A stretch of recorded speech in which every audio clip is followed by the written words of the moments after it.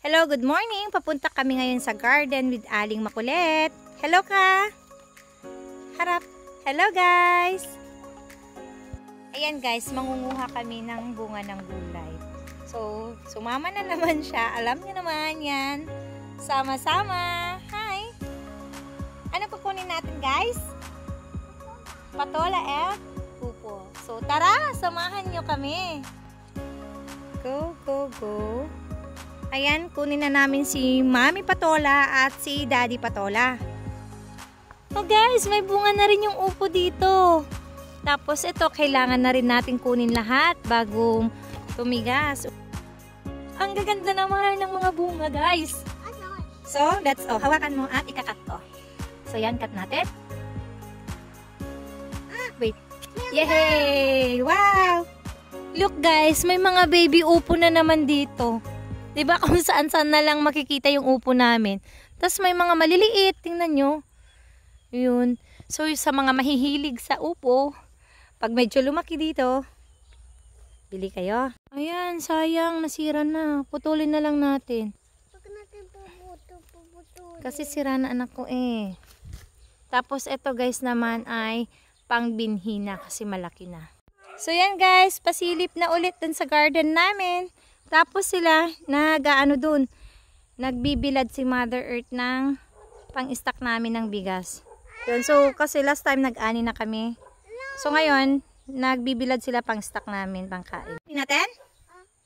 Ano kukunin natin? Baby Patola? Mami Patola? Or that one? Si ate? Madami. Ay, madami. So gusto mo mamitas? Sige, kuha tayo. Yung bigger ay binhi na yon. Hindi na pwede yun, matigas na yon. Hindi na yung mauulam. Ano ba yun?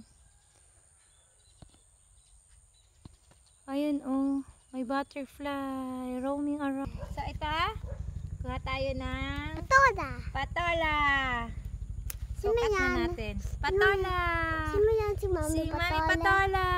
Ugay mapatola pa tayo. Dun sa may ano natin, sa lagayan. Oh, lagay mo na dun si Mami Patola. Yay. No. So yun guys, may nakuha pa kaming isa. Dadalhin niya dun sa may bigao. Tapos kukunin pa rin namin to. Ba't may nagis? Ayun, may nakita siyang helicopter. So, paano yung reaction ng Miming may nakakita ng helicopter? Woo! Ayun, may helicopter dun. So kukunin natin tong isa. Kukunin pa namin guys tong isa. Hi ka muna. Hi! Ayan, so guguntingin na natin. Ayan. Oh, hold mo. Hold mo, Garod. So, ayan, last na yung kukunin namin ni Aling Makulit. Ito na. Madami. Ooh! So big, right? Patingin. Itaas mo nga ganon. Yay! 1, 2, 3. Yay! Huwag mong takpan yung face mo. Yay! Ayan, kunin pa daw niya yung isang maliit. Medyo maliit. Pero kailangan na natin kunin. Right, Mimi? Yes. Yes. Wow! We have lots of patola today. So, ayan guys. Medyo nakarami kami ng kuha ngayon. So, let's go! Come here na! Diba? Ayan na yung Aling Makulit niya. Yay! Woo! Ang dami naman yan.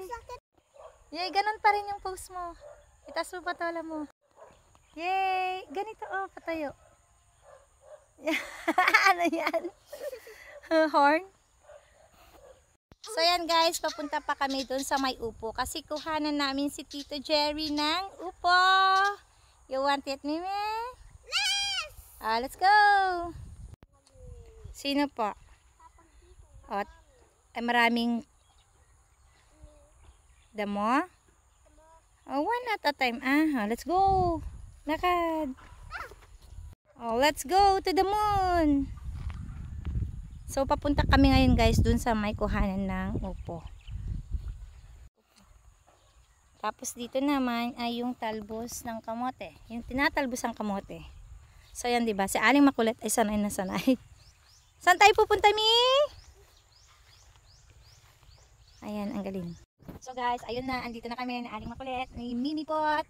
Ayan, sama-sama talaga sa tita. Abot mo? Abutin mo nga.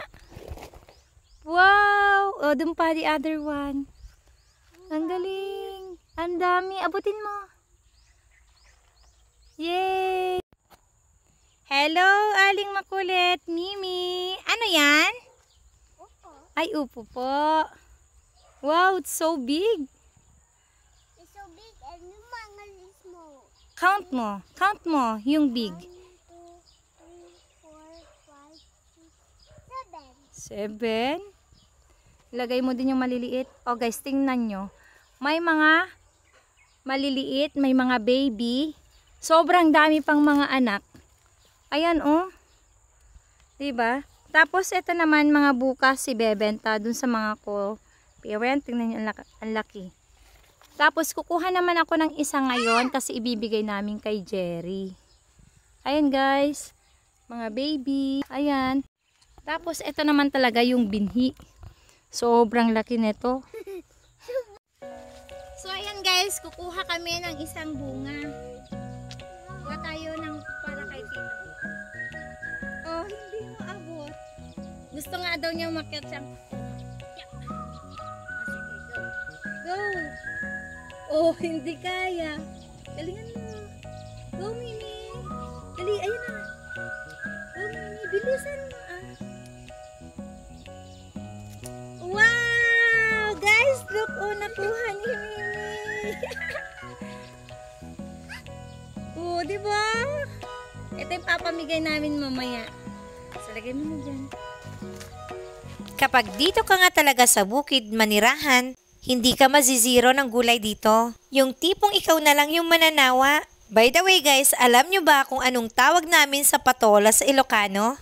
Sa mga nakakaalam kung anong tawag namin dito, paki-comment naman dun sa comment section.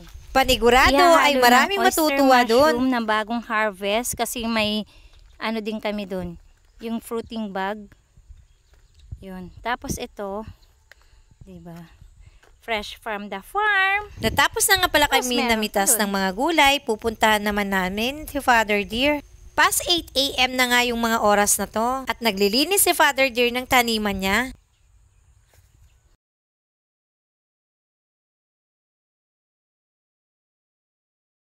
Guys, yun, bisitahin namin saglit doon si Papang. Andun kasi siya. So, let's go. The other day nga pala ay nagpaani na sila. Pero hindi pa lahat, may tinirang konti dito.